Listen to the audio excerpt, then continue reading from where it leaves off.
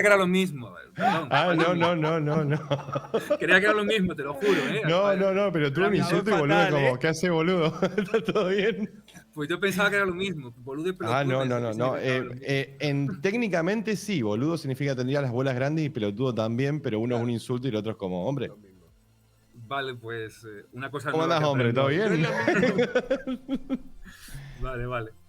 Me lo apunto. ¿Cómo andás? ¿Todo Bueno. bien? Sí, todo bien. Bueno, a ver, este directo lo estamos haciendo porque hoy Brigada nadie es Antifraude gratis. ha subido un vídeo en el que me ha puesto en la portada, me ha puesto como paradigma del anarcocapitalismo, poco menos. No. Sí. No. Hombre. Anarcocapitalismo no. Hombre. Bueno, a ver. Dos cosas. Primero, Vale. vamos a discutir. Tú dices que... No, la eficiencia del sistema público por encima del sector privado. Esa es una de las cosas que más me ha chocado de tu vídeo. Sí, había una partecita divertida sobre los hospitales, por ejemplo, los doctores no respondiendo a política, que me pregunto dónde saldrá la partida presupuestaria o todas las decisiones políticas que hacen que el hospital de Argentina, por ejemplo, sea el lugar donde vas a morir, no donde vas a curarte, pero bueno. A ver, yo los hospitales de Argentina no los conozco, pero yo estoy hablando de los países. Yo estoy hablando de los países que tú has dicho que son capitalistas, que están en tu lista, pues como países nórdicos, por ejemplo. O sea, estoy hablando de países que tú y yo podemos poner de ejemplo perfectamente. Sí. Entonces, lo de la cuestión de los hospitales es que aquí, por ejemplo, en España, el funcionario no es que sea un empleado del político, porque incluso un funcionario puede perfectamente pelearse con un político y no pierde su puesto de trabajo. Es a lo que me refiero. Si quiere, sí. O sea, si quiere el político, sí. No, es que un funcionario no se puede despedir. No, es que un funcionario, y esto a mí me parece algo, esto sí que lo podemos discutir, esto a mí me parece algo nefasto. En España, la plaza de funcionario le pertenece al funcionario.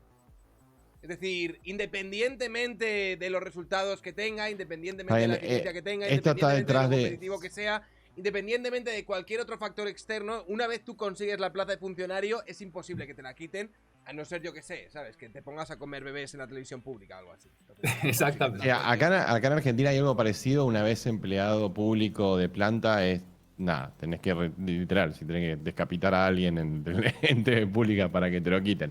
Lo cual está muy mal, claramente, ¿no? Claro, porque a mí entiendo que a ti, Brigada Antifraude, ¿eso te parece algo positivo? Depende. O sea, tiene su cara negativa, que es lo que tú has dicho, y efectivamente se puede dar, pero también tiene su cara positiva, y es que no tienes que responder al tema político, porque si tú al funcionario no le das su plaza, le das más poder al político, porque el político le puede decir directamente al funcionario, o haces lo que yo digo o te despido. Bueno, te cuento, Brigada, que en Argentina, por más de que, igual políticos sí pueden despedir a empleados de planta, les cuesta una fortuna, pero pueden hacerlo. Pero por más que en sí, si querés, sea complicado despedir a un empleado de planta, los políticos sí son los que ponen los empleados de planta, por ejemplo. Aquí, bueno, es que como te digo, yo no he defendido a Argentina como modelo, insisto. Yo el modelo que he defendido para criticar lo del sistema público, privado y demás, me has hablado de países en el vídeo como Alemania o Estados Unidos, hablándome de la de Tesla. También. Entonces, sí, o sea, es que no he hablado en ningún momento de Argentina, porque es que no sé, es que los liberales sí que tenéis una manía que todos lo lleváis a Argentina, o sea. Bueno, yo vivo ahí. Sí, bueno, tú en tu caso lo entiendo. Pero, por ejemplo, el otro día estuve volviendo a ver el debate este de Libertad y lo que surja con la chica facha y empezaron hablando de la Alemania nazi y terminaron hablando de Argentina porque todo se lo llevó a Argentina, ¿sabes? O sea, bueno, los nazis también vinieron. Siempre terminamos hablando de Argentina. Para ser justo, los nazis también vinieron acá, así que está todo bien. Sí, bueno, en tu caso lo entiendo. Vamos por partes. Hay un cuestionamiento en el vídeo sobre la eficiencia del sector privado con respecto al público. Entiendo. ¿O no? Perdona, repite, no he escuchado bien, se me ha cortado. Vale, en el vídeo que tú has hecho, cuestionas, por ejemplo, afirmaciones que yo había hecho sobre que el sistema privado, el sector privado, es más eficiente que el sector público. Es que, a ver, dependiendo, esto es verdad que no lo he explicado concretamente en ese vídeo más, porque si no ya me alargaba mucho. Pero es que depende de qué sector privado y de qué sector público. Por ejemplo, yo voy al servicio de atención al cliente, que lo necesité, por ejemplo, en la pandemia, porque necesité el servicio de atención del cliente de Iberia, y te tardaban una eternidad en responder, que bueno, que es por la pandemia o lo que sea, pero hay veces que te ponen una máquina y la máquina te lleva a otra máquina y lo que sea. Entonces voy al servicio de atención al consumidor, de que es un servicio público, y enseguida me responde con un correo una persona de carne y hueso, no una máquina. Brigada, entonces, por ejemplo, dependiendo de qué servicio estemos hablando y de quién, porque al final lo que importa es el quién es la persona que lo lleva. Y vos no crees en la competencia. Porque, por ejemplo, si un servicio privado no me gusta, yo me puedo ir a la competencia. Tengo la libertad de hacerlo. Si, bueno, obviamente me pesa el culo, cosas por el estilo, no lo voy a hacer, pero tengo la libertad de hacerlo. ¿Cuál es la competencia del Estado? Sí, vamos a ver, yo creo que la competencia es hasta cierto punto, porque si verdaderamente la competencia funcionase, no tendríamos tantísima incompetencia en el sector privado como el que se ve en las imágenes de los videojuegos que he compartido. O sea, sí, es que hay también ignoraste todos los buenos videojuegos, ¿no? Bueno, pero es que esos videojuegos los producen las empresas más importantes. Y te pregunto, ¿Cyberpunk no perdió dinero? ¿Cyberpunk no perdió dinero para hacer las cosas como... Vamos a ver, no, Cyberpunk no perdió dinero. Una cuestión aquí. O sea, tú me estás diciendo que es irrelevante la incompetencia de las empresas de videojuegos a la hora de sacar al mercado sus productos. Es decir, tú me estás diciendo que ahora mismo, por ejemplo, con todo el backlash que ha tenido Rockstar con el GTA Trilogy, sería absolutamente irrelevante si el producto hubiese sido mediocre, lleno de bugs y completamente defectuoso, como es lo que ha sacado al mercado, a si hubiese sido un producto pulido y trabajado. Me estás diciendo que no hay ningún tipo de repercusión, ni tanto económica, ni tanto en su valor en bolsa, ni en muchos otros aspectos, con lo que esto puede repercutir a Rockstar si hace un producto defectuoso y de puta mierda, a si hace un producto bien pulido y trabajado, como pueden ser pues sus GTAs o su Dead Red Redemption 2 o los juegos que haga en otras vías. Es irrelevante esto porque el mercado esto no equilibra de ninguna manera, ni de alguna manera sanciona a Rockstar cuando hace un producto terrible, como ha sucedido ahora con el GTA Trilogy, independientemente de que se venda. Es que, bueno, para empezar, si se vende, ya no hay sanción, porque si se vende ganan dinero. No, perdón, ahí estás cometiendo un error de mercado. Déjame. Está bien, pero tenés que ver la economía que no se ve, o sea, la proyección de ganancias. Si yo no llego a los objetivos de proyección de ganancia, eso también es pérdida, ¿te das cuenta? Si yo creo un hype gigantesco, ¿no es cierto? Y después el mercado me castiga no llegando a las metas que yo tenía de venta por ese hype gigantesco que había creado, eso es también pérdida. No necesariamente. No necesariamente. Hay estafas que se crean con mucho hype y luego no es nada, porque es una estafa. Y ganas un montón de dinero creando ese hype. Vale. Mira, te explico el caso de Cyberpunk, por ejemplo. Dale. Sí. Cyberpunk vende 13 millones y pico de copias en el primer año, de las cuales casi 4 son de PlayStation 4. Sí. Si Cyberpunk hubiese hecho, si CD Projekt, que es la que hizo Cyberpunk, hubiese hecho las cosas bien, para empezar ese juego no habría salido en PlayStation 4, por lo cual son casi 4 millones de copias menos que no habría vendido. Y 4 millones de copias son una pasta. Entonces te compensa crear ese hype para PlayStation 4 también y vender las 4 millones de copias. ¿Qué es lo que pasa? Que ahora viene una demanda. Y la demanda son 1,8 millones de dólares, si no recuerdo mal. Eso son menos de 20 céntimos por cada juego vendido, en total. Sale rentable, las penalizaciones que existen. Yo no digo que el mercado no penalice, pero no penaliza lo suficiente. Entonces, las penalizaciones tan escasas hacen que a mí me resulte rentable engañar a la gente. Y eso pasa todos los días. Todos los días. Tú lo que dices en tu vídeo, un momento, tú lo que dices en tu vídeo es que eso sería algo sostenible. Porque yo te puedo decir, efectivamente, sí. A mí me puede salir rentable una vez, ¿vale? Decir una de, oye, os voy a engañar, voy a venderos un juego que no funciona para esta plataforma y os lo voy a vender a full price y me voy a forrar y luego en la estafa pues voy a tener que pagar muchísimo menos. ¿Tú crees que eso, si CD Projekt Red dijese a partir de ahora mi modelo de negocio se va a basar en vender unas expectativas brutales sobre un juego que luego termina siendo una mierda y que no funciona en estas plataformas, ¿tú crees que a Projekt Red en un medio largo plazo esto sería un sistema de negocio productivo que podría mantener? Si lo haces, por ejemplo, imagínate que CD Projekt hace 10 juegos en los próximos 10 años, pero de esos 10 juegos, 5 los hace increíbles y otros 5 los hace mal y estafando.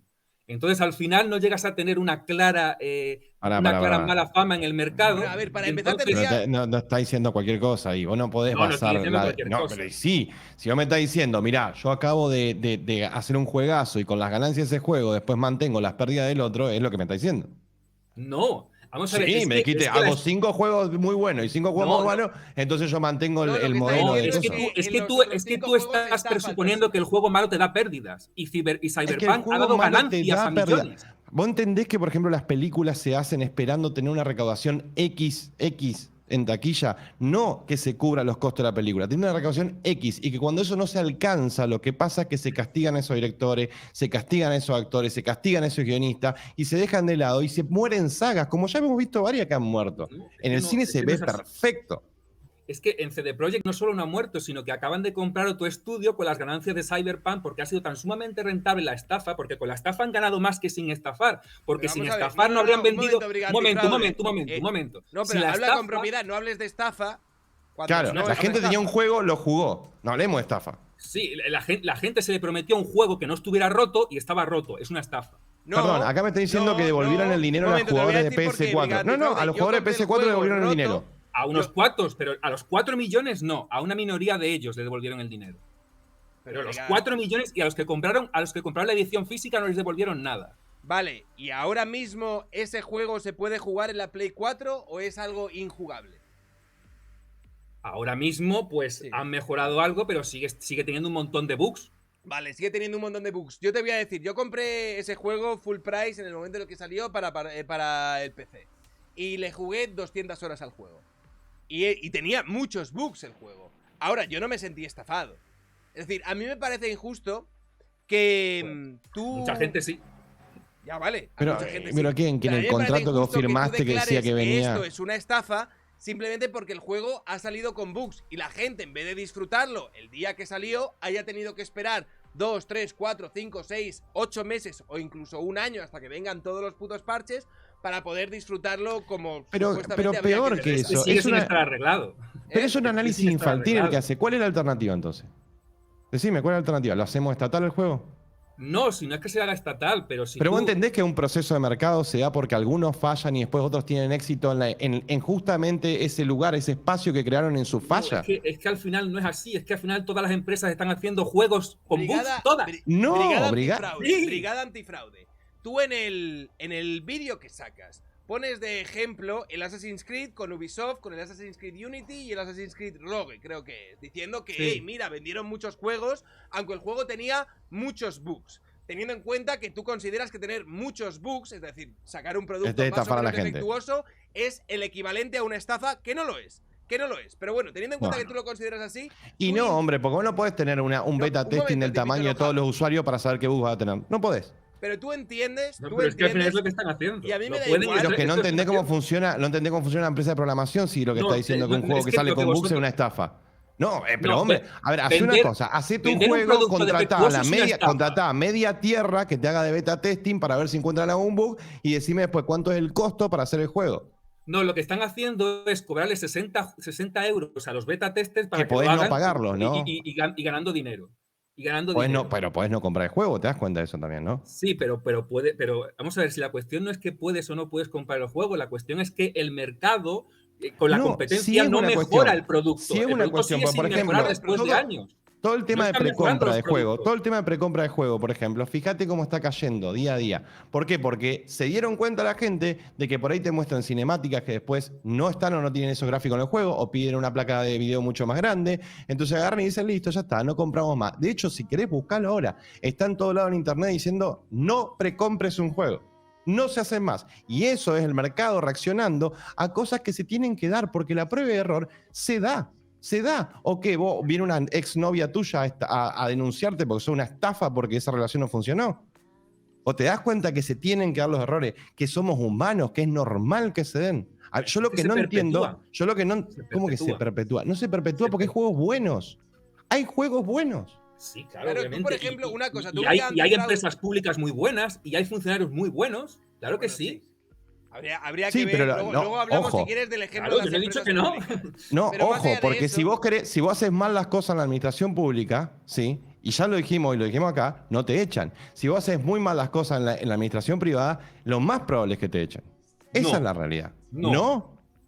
Trabajaste en muchas empresas haciendo las cosas mal, ¿no es cierto? Mira, yo he llegado a trabajar en una empresa de turismo donde he visto al guía gritarle borregos a los clientes. ¿Y a quién te crees que dejaron de llamar? ¿A él o a mí por denunciar eso? Why are you gay? No lo sé.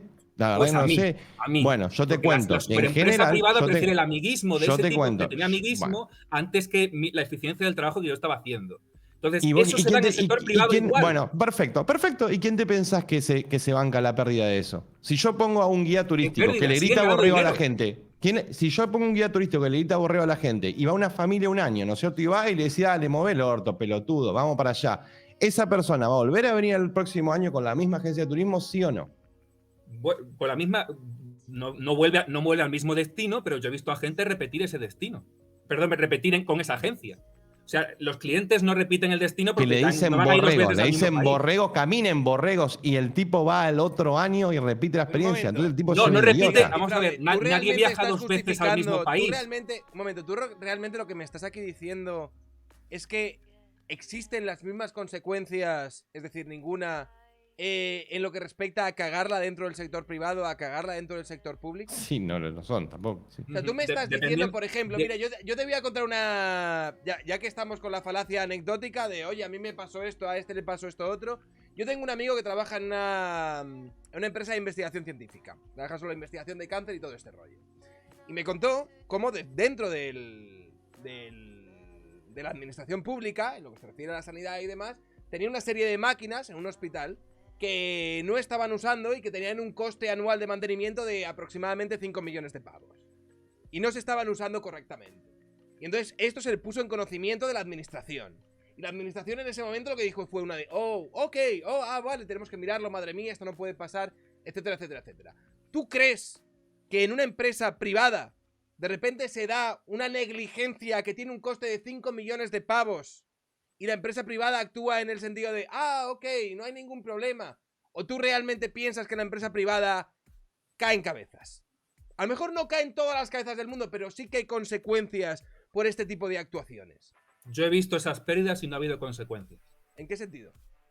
Que he visto en una empresa privada ese tipo de pérdidas. Por ejemplo, había un amigo mío, vamos a empezar con los amigos, porque claro, tampoco tenemos datos sobre esto, por eso he empezado con lo de los amigos. No, yo si querés sí tengo datos. Por ejemplo, el Estado argentino es una mierda y cada vez tenemos más empleados públicos.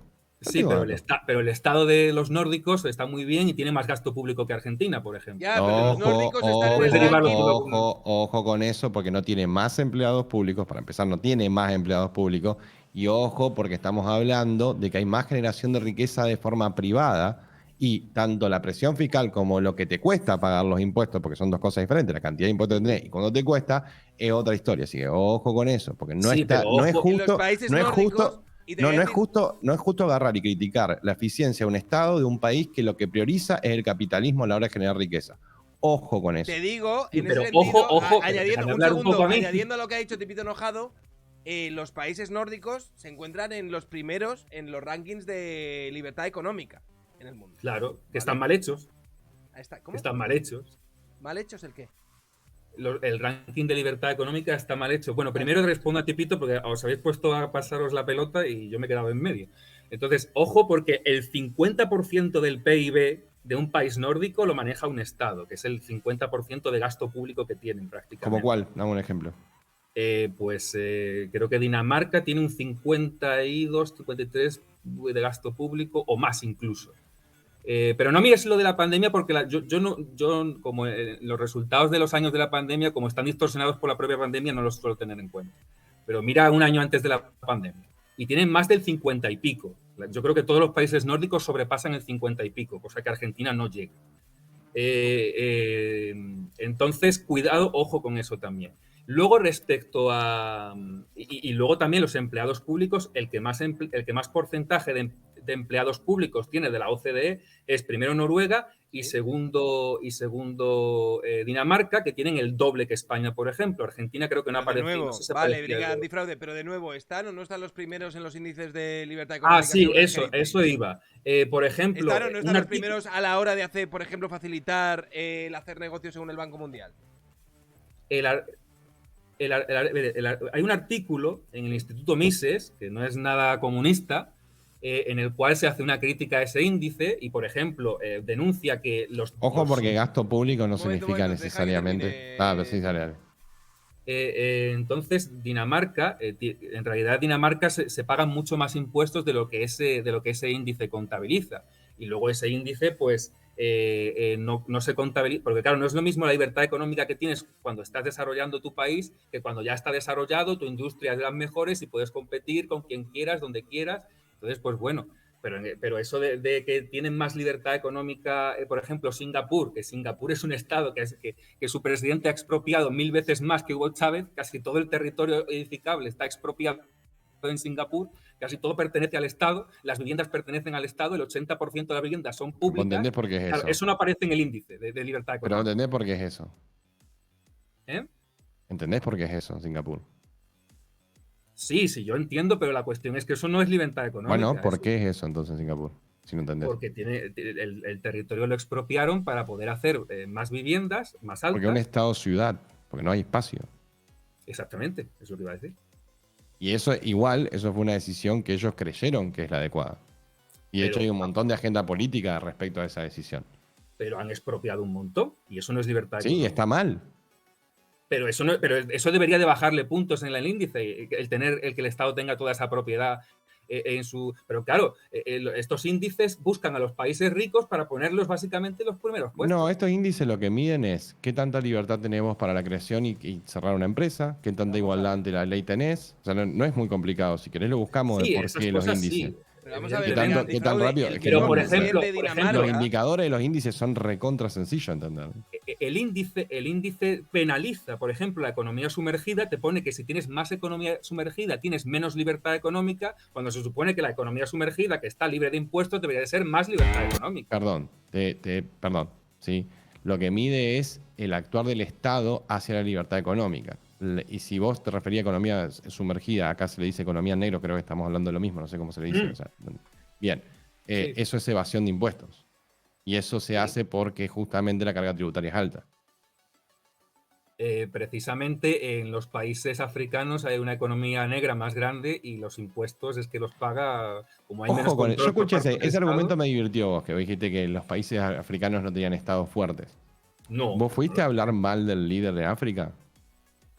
Sí. Anda a África a hablar mal del líder, a ver, te voy a mostrar. Bueno, y por otro lado, yo te recomendaría que veas, por ejemplo, en Venezuela, donde el Estado, si querés, podés verlo de otra manera, podés hacer el mismo análisis sobre Venezuela. En Venezuela tenés un montón de guerrillas, tenés un montón de gente de Kill Squad que van por la calle, y todos esos trabajan indirectamente para el Estado.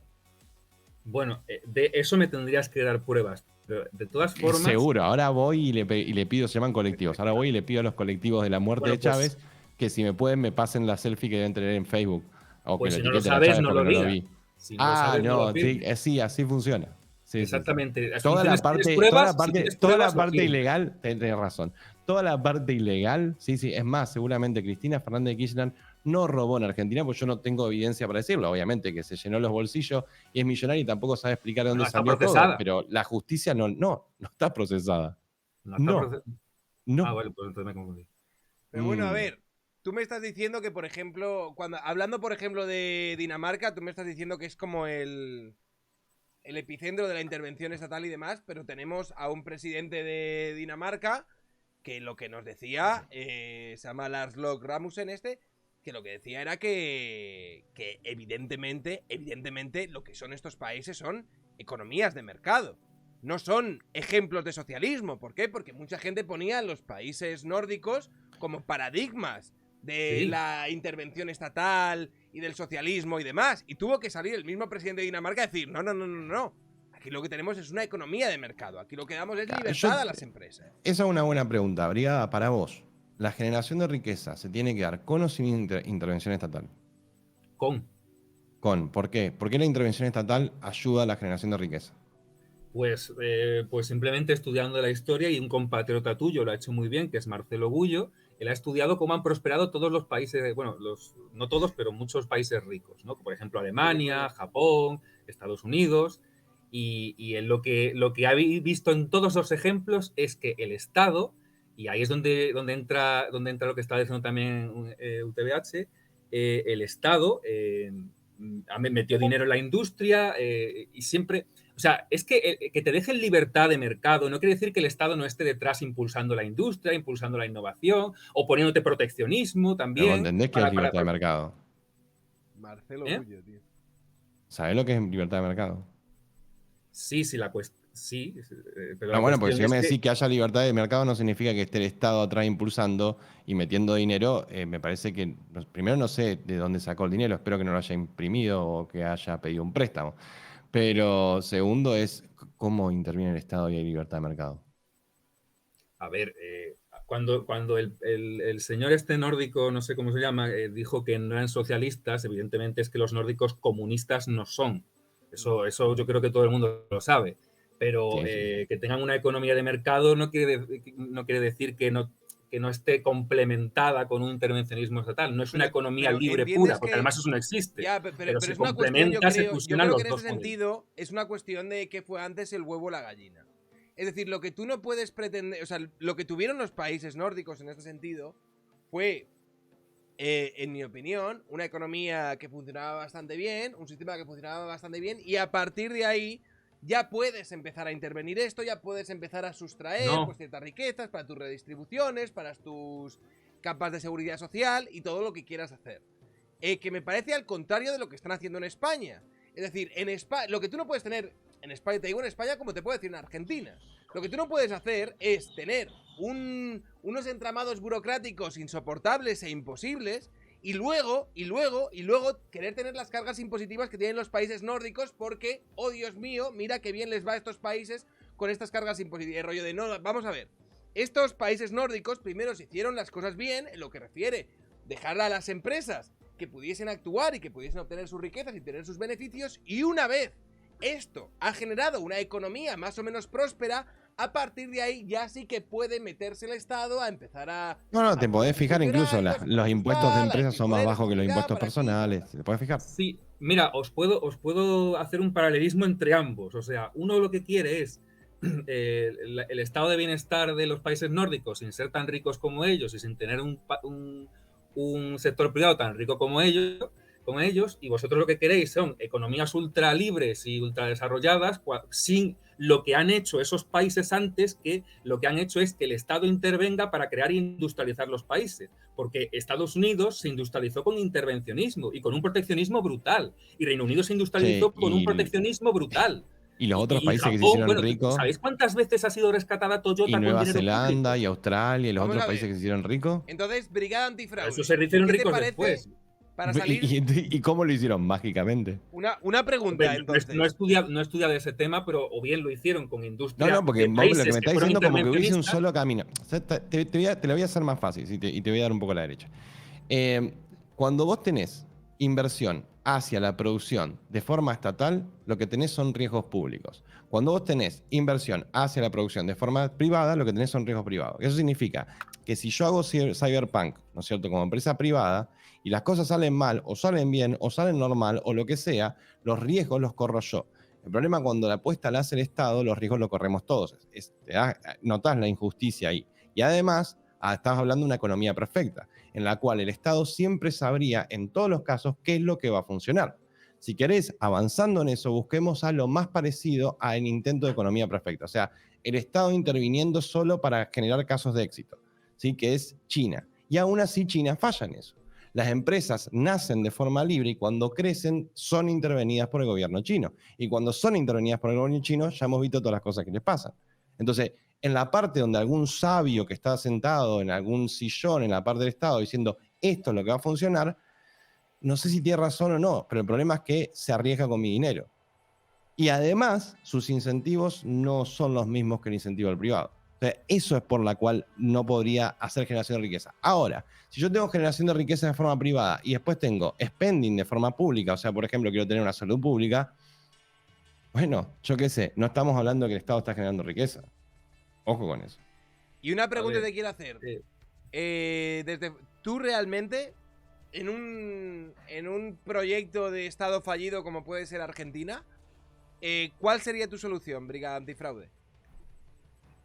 Bueno, me gustaría primero responder a lo de Tipito, pero lo que voy a decir en parte también puede responder a lo tuyo.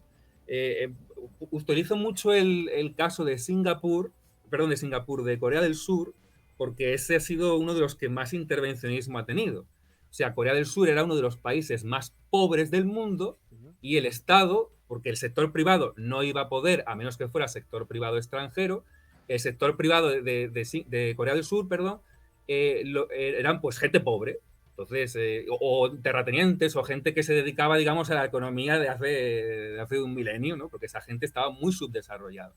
Entonces, el único capaz de aunar esfuerzos para industrializar el país no van a ser unos campesinos que a lo mejor son hasta analfabetos, va a ser el Estado. Y el Estado es el que tomó las riendas de la industrialización del país. No hay que ser muy inteligente para saber que la industria es clave. En Mucho 1800. más ya en la época de Singapur, la industria es clave. En Entonces, 1800. Singapur no sería... Mirá la industria de Suiza. En 1800 la industria es clave. Hoy puedes tener Suiza toda una tuvo economía. proteccionismo también. Pero, sí, hombre, hoy puedes tener toda tu economía orientada a servicios, pueden ser todos programadores y que se encargue otro país la industrialización. Ya, pero ahí es donde discrepamos, porque los países que tienen industria son los que tienen las economías más fuertes. Yo te diría que veas de vuelta las economías más fuertes cómo viene la economía de servicio. Sí, es que precisamente si tú te dedicas al monocultivo de servicios en lugar de tener una economía más diversificada, servicios, industria y todas las economías son diversificadas porque pero acá más diversificadas no hay planificación central, te das cuenta de eso, ¿no? O sea, la gente hace lo que más le conviene. Bien, lo que más paga hoy con menos cantidad de equipo necesario es la economía de servicio, ¿sí? Y es lo que más está creciendo en este momento. Porque además rompe todas las barreras. Yo puedo estar trabajando para España si quiero, viviendo en Argentina. Por lo tanto, es más conveniente. En todos los sentidos. Incluso te diría hasta que veas cómo cambió toda la lógica. Porque yo te estoy escuchando. Me parece bien. Me parece muy 1800 también. Porque yo noto que hay un montón de cosas que quedaron muy viejas. Muy, muy viejas. Por ejemplo, el tema de ponerle, si yo voy a la industria, sindicato y todo lo demás, la mayoría de la gente que trabaja hoy en día son todos contractors. El modelo en la forma en la que se contrata gente cambió. El modelo en la forma en la que se genera riqueza cambió. Cambió el mundo, ya se avanzó. Hoy en día mi medio de producción, si querés, es esta cámara y este micrófono que estás escuchando. Entonces cambió el mundo. Y antes de esto, no es que sea la excepción porque soy youtuber, antes de esto laburé 12 años online siendo un freelancer. Cambió todo. Y entender que la forma de salir adelante es solamente con industria, no. No solamente, no. Pero hay que tener una industria fuerte. Es que los países que se están... ¿Por qué se está desplazando el poder de Occidente a Asia? Porque Asia es el que tiene la industria, porque la industria no solo es la economía, y sin embargo, Asia está moviendo toda su industria en los países más pobres. No toda. De hecho, la mayoría sigue en Asia. Y cuando deje de estar en Asia... África. África ahora mismo es el continente menos industrializado del mundo. Fíjate África, fíjate cómo va India también, fíjate cómo se está mudando. Porque ¿qué pasa con la industrialización? ¿Cuál es el problema de la industrialización? ¿Sí? Que es buena donde la mano de obra es barata. O sea, solamente puede existir en los países muy pobres. Obviamente que eso en el futuro probablemente cambie, capaz que lleguemos a un nivel de automatización que no tengamos necesidad de hacer eso, pero lamentablemente hoy es así. Igual no es lamentable, porque que una fábrica se ponga en un lugar y le dé trabajo a la gente que de otra manera se estaría cagando de hambre, no lo veo como lamentable. De hecho, vos fíjate que esa fue la forma en la cual en su momento China generó riqueza, pero hoy China se muere, no le sirve más. Volkswagen, por ejemplo, fabrica en Europa, motores en Alemania, ensambla en España, y además es una empresa que nació como empresa pública y es un 30% todavía pertenece al Estado. Yo te entiendo, pero ahí estás hablando de know-how. O sea, mayormente lo que estás hablando es ingeniería de alto rango. ¿Qué significa? Que yo puedo hacer un producto, como por ejemplo, yo qué sé, una nave espacial, y la gente diga, wow, qué increíble esa nave espacial, y pague una fortuna para eso. Pero eso requiere de gente que pague una fortuna. Yo estoy hablando de la industria que vos conocés, de las cosas chinas que tenés dando vuelta en el escritorio como yo. No, pero la industria, yo estoy hablando de la industria pesada, de la industria Volkswagen, de la industria Toyota, de la industria pesada. No estoy hablando de Inditex, que también sería bueno, pero Inditex es industria ligera, por así decirlo. O sea, no es lo mismo coser ropa incluso que en la hacer industria coches pesada que vos estás mencionando, fíjate que migran a países donde le cobran menos impuestos, ¿no? Donde desde el Estado hay una iniciativa de poner esa industria. No, La gente quiere hacer dinero, no es mucho más complejo. Europa. Siguen fabricando en Europa. No todos. Bueno, pero un volumen considerable. Bueno, pero fíjate, por ejemplo, lo que es Bajaj con KTM. Bajaj es una empresa india que hacía motos, que llegó a tener tanto dinero por su modelo de moto barata buena, que terminó comprando las empresas que estaban por arriba de la empresa india. Y sigue rindiendo más producir en India y exportar a todo el mundo. Pero eso no quiere decir que Volkswagen no rinda. O sea, que se puede fabricar aquí, es lo que te quiero decir. No hay que irse al tercer mundo necesariamente. Sí, depende de la presión tributaria. Eventualmente ya no. Bueno, aquí se sigue. Aquí en España, uno de los pilares más importantes de la economía es el ensamblaje de coches. Es que España es un muy buen ejemplo del mal ejemplo. Porque honestamente, la migración de empresas a otros lados se da.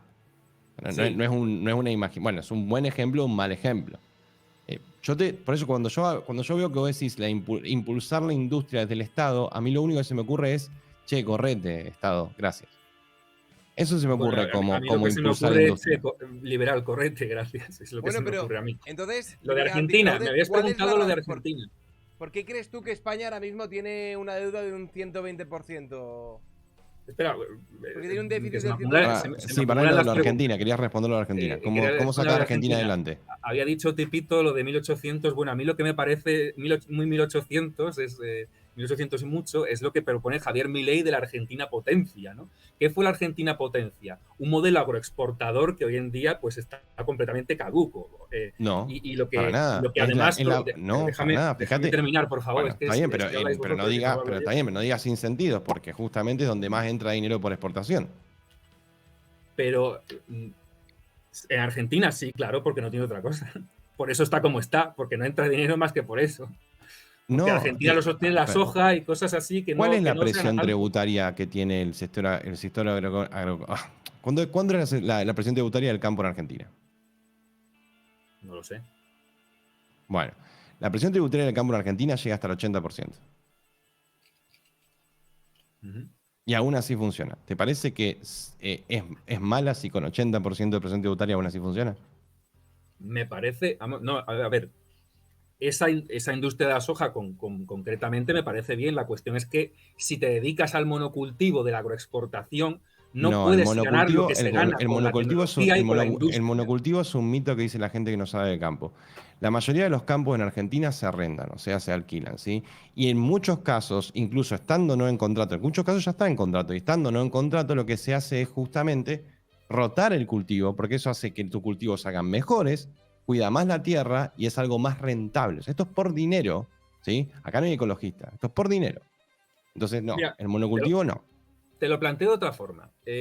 Coge todos los países que tú dices que son los más capitalistas y los más ricos y imítalos poniendo, queriendo para tu país el mismo porcentaje que tiene la industria sobre su PIB que tienen ellos. No puedo porque la generación de riqueza es un proceso. Si yo empiezo a tomar las medidas que está tomando Suiza ahora, Argentina explota. Es un proceso, pero aspira a llegar ahí, a ese porcentaje de industria, por lo menos, que es el que tienen los países que tú llamas más ricos, más capitalistas. Pero yo no tengo, perdón, yo te lo digo así. Yo no tengo la soberbia para decirte de que algo va a funcionar o no. Lo que yo digo es, Estado, correte, deja que la gente se fije qué es lo que funciona o no y que los riesgos sean privados. Si hay alguno que se funda, se funda. Eso no ha funcionado. Es que eso no es lo que ha funcionado. No. Eso no funciona. O sea que toda la ropa que tenés vos la produjo un Estado, todos los ejemplos que tenés éxito son estatales, no hay empresa que les vaya bien, eso no existe. Reino Unido se transformó precisamente en la primera potencia de la industria textil cuando la reina empezó a modernizar la industria textil en Reino Unido. Fue toda una iniciativa estatal. Bueno, en Reino Unido, no era Reino Unido creo todavía. Bien. Eso fue una iniciativa estatal. Me parece muy bueno y tenés un caso de éxito, me parece muy bien. ¿Y qué pasa si se equivocaba la reina? ¿Qué pasa si se equivocaba la reina? Porque ha ido, yo te puedo nombrar en Argentina YPF, Aerolíneas Argentina, y te puedo nombrar un montón de empresas, incluso telefonía. ¿Vos sabías que en Argentina tenías que esperar 10 años para tener un teléfono fijo? 10 años. Era público, obviamente, y estaba prohibido que compita la empresa. Y fue una gran iniciativa que se hizo de forma pública. Entonces, ¿qué pasa cuando el Estado se equivoca? ¿Quiénes pagan los platos rotos? Mira, pues cuando una enorme multinacional quiebra y arrastra parte de la economía, también pagamos los platos rotos, pero eso es así. No pagan todos los platos. Perdón, pero no es verdad eso. Perdón, pero no es verdad eso. Resulta que los aciertos, sí es verdad. No es verdad eso. Pero hombre, todos los argentinos pagan impuestos por igual, ¿sí? Si una empresa pública se va al retrete, todos los argentinos somos garchados de igual manera. Si una empresa privada, por más grande que sea, se va al retrete, no todos los argentinos se van al retrete. Mira, si toda la banca estadounidense se va al retrete, el mundo entero se va al retrete. Solo con que la banca estadounidense privada se vaya al retrete. ¿Y cuál es tu...? Está bien, bárbaro. O sea, vos decís que colapse el mundo. Sí, si nos coge un meteorito del espacio también nos hacemos mierda. No, pero no hace falta un meteorito. Solo con que los no bancos hace falta un meteorito. Suficiente. Con que los bancos quiebren suficiente, como pasó en 2008 antes de que lo rescataran. ¿Y por qué se dan los ciclos económicos? Contame. Hayek. ¿Respondo a esa o respondo primero a la pregunta de la Unión Europea? Porque se me estaba acumulando. Porque UTBH me había dicho la otra pregunta. ¿Por qué se dan los ciclos económicos? Pues obviamente porque las empresas privadas están desreguladas, no están vigiladas y se producen... No, bueno, hombre, perdón, no. Sí, anda a leer lo que pasa con los bancos centrales. Anda a leer de cómo se modifican las tasas. No, por favor, en serio. No, serio. Por lo menos serio. Serio estoy diciendo. Me habías preguntado, UTBH, lo de la Unión Europea, ¿por qué aumentó la deuda de la Unión Europea? A lo que respondo. La deuda de la Unión Europea, no. La deuda de España, que me he equivocado. La deuda de España, pues respondo. La deuda en 2008 en España era más baja que la de Alemania, más baja que la de Francia y más baja que la de Reino Unido. Entonces, no tenemos una enorme deuda por los chiringuitos y todo esto, porque eso ha existido siempre. Y aparte que, por ejemplo, esto es una cosa que también tenéis mucha manía los liberales de... por supuesto, yo critico el Ministerio de todas las críticas que tú haces del Ministerio de Igualdad, yo las secundo. Sí, es que no digo que la deuda sea por el Ministerio de Igualdad. No he dicho eso. Para mí es una guindilla encima del pastel. Exactamente. No es el Ministerio de Igualdad. La deuda la tenemos porque tenemos que pagar 8 millones de sueldos al mes. 8 millones de sueldos al mes. Ah, bueno, te refieres a los pensionistas. No. Bueno, es que... Bueno, los pensionistas y los... Es que eso lo tienen otros muchos países de Europa, pero es que eso lo teníamos antes ahí tenemos también. Un problema de sistema de reparto, o sea, el sistema jubilatorio, el sistema de pensiones público. Evidentemente el sistema de pensiones es un problema. Sí, es un problema. Vamos con la deuda primero, es que se me están acumulando los temas. Vamos con la deuda. Entonces, en 2008, España tenía un 40% de deuda, qué tiempos aquellos, vino la señora Merkel a decirnos lo que teníamos que hacer. Es decir, perdimos nuestra soberanía totalmente, sí. y vinieron los alemanes a decirnos las medidas que teníamos que tomar. Por eso me hace mucha gracia. Es que Rajoy, Zapatero y no sé qué, todo el mundo tiene la culpa. No, al final estos eran unos mandados. Pero perdón, entonces sí, pero que ese Estado te intervenga está mal. Que venga un Estado tercero a invadir tu soberanía, claro que está mal, obviamente. Perdón, estás en una Unión Europea. Vos te das cuenta que un Estado sobre un Estado, ¿no? Es prácticamente un Estado la Unión Europea.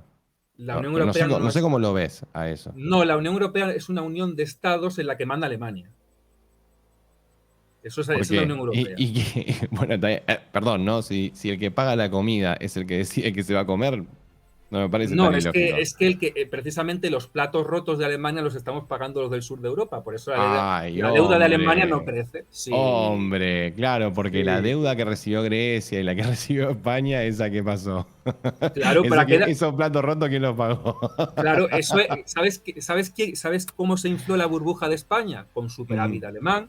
¿Sabes qué tuvo que rescatar España con dinero público pedido prestado, pero lo vamos a pagar los españoles, para rescatar inversiones alemanas? ¿O qué te crees? ¿Que ese dinero era gratis? Ese dinero era para rescatar inversiones alemanas en España. Pero hombre, vos te das cuenta que hay un Estado que dice que sí, dame este dinero y después caga a toda la población y vos estás llorando por la población cagada. ¿Vos te das cuenta de eso, no? Eso es como una invasión, pero no es militar, básicamente. Te invaden tu soberanía. Pero lo que vos me estás diciendo es, maldición, entraron por esa ventana que dejé abierta diciendo que entren por acá. No, es que esa ventana no se había creado para eso. Pero son políticos los que dijeron que sí se endeudaron para que entren lo que vos me estás contando, de lo cual yo no tengo ningún tipo de evidencia, ¿no? Pero de que vinieron inversiones en alemán y todo lo demás, que puede ser tranquilamente. Acordate que yo soy liberal, así que probablemente te dé la razón de facto si vos me decís, no, este Estado, hijo de puta, hizo algo. Sí, muy probable. Entonces, vos lo que me estás diciendo es que el Estado le dijo que sí a un Estado mayor para que después haya negocios entre Estados y los que cagaron son los ciudadanos.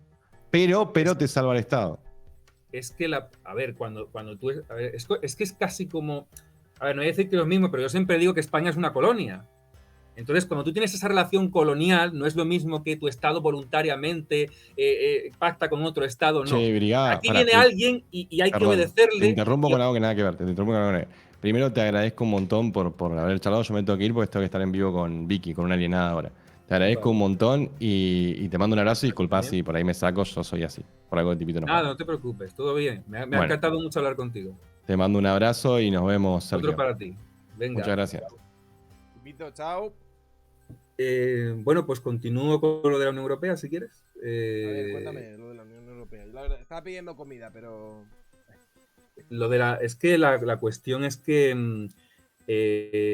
a ver, ¿por dónde iba?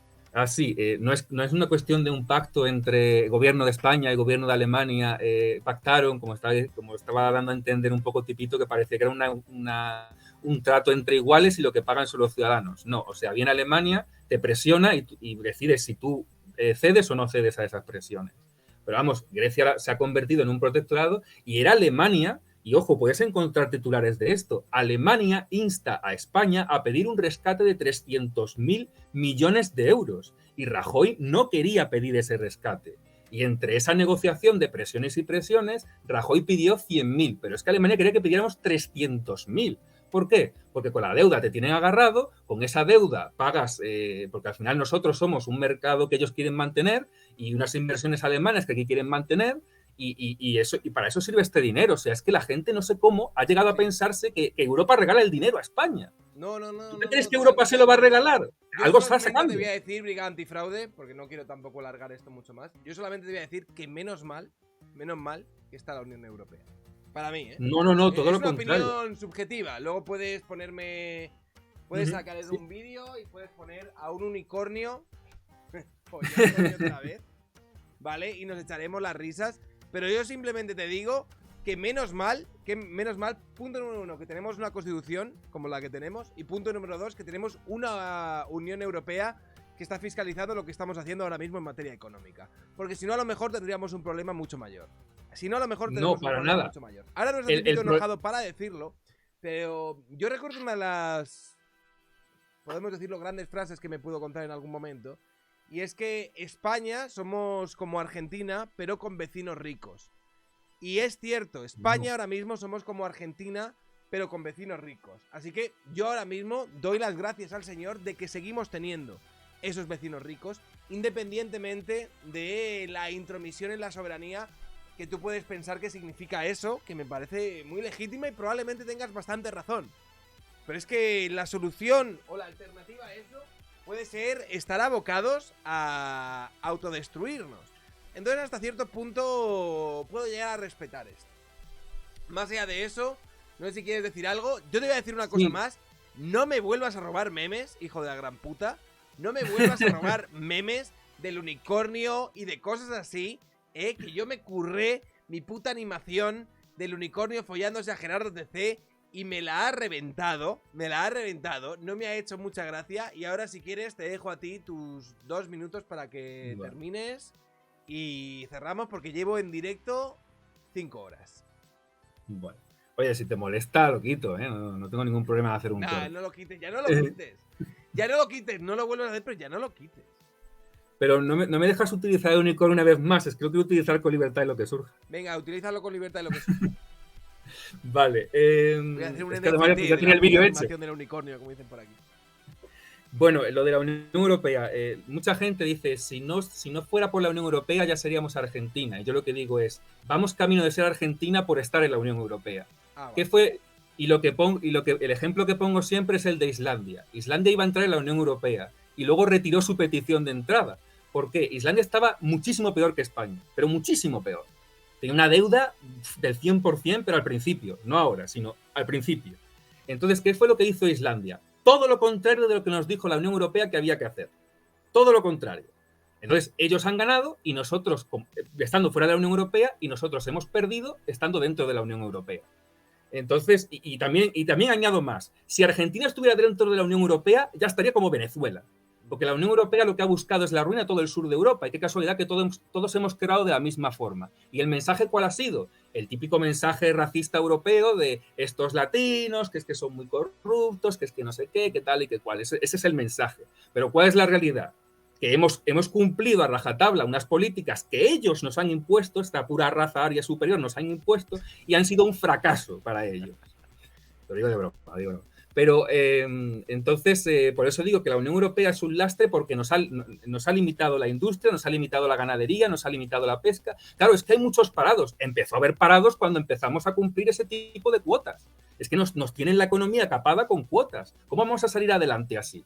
Entonces, claro, España, que con Franco, con todos los males que tenía Franco, pero por lo menos algo de industria teníamos automóviles Pegaso, teníamos automóviles SEAT, coño, pues teníamos ahí una base mucho mejor que la que tenía Corea del Sur para salir adelante.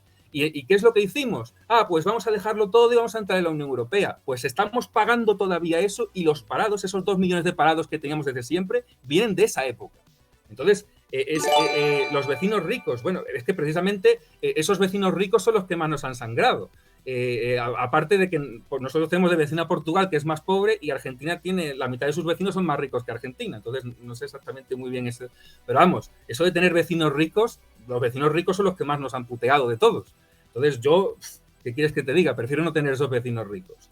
Entonces, bueno, pues básicamente es esto, la Unión Europea y no sé, si quieres hablar de lo de los funcionarios. Una cosa te quería preguntar, eso de que la mitad mantiene la otra mitad, ¿te referías a funcionarios públicos versus empleados públicos versus... No, me refería a que España, que estamos pagando 8 millones de sueldos al mes. Claro, es que era confuso porque dijiste sector público y claro, pues el sector público son los empleados públicos, no son el pensionista. Claro, pero bueno, de todas formas haré un vídeo... mal porque estaba en directo. Claro, bueno, voy a hacer un vídeo rectificando eso, que ya lo tenía escrito. Da igual, no rectifiques una mierda. No, pero bueno, yo quiero, porque lo he dicho yo también y lo quiero rectificar, pues por mí también. Entonces, pues nada, yo por mí encantado de haber estado aquí, tenía muchas ganas, te sigo desde que empezaste, soy fan, aunque te critique a veces, pero bueno, que sigas dando la batalla y que nada, y a ver si te he dado un poco que pensar. Vale. Genial, Briga Antifraude, el ladrón de memes. Genial, Briga Antifraude. Nada, chicos,